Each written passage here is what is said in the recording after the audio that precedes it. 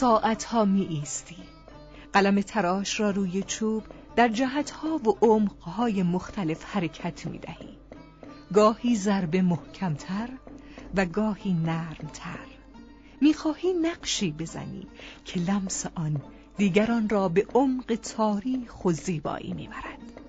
تراشه ها می ریزد و طرح برجسته تر می شود. سوهان می زنی، زاویه را گرد می کنی، نرم می کنی. این نقشی است که از این به بعد دستان زیادی روی آن کشیده می شود و چشم‌های آن را می بیند. در جایی که تو نیستی، ولی هنر ماندگار است.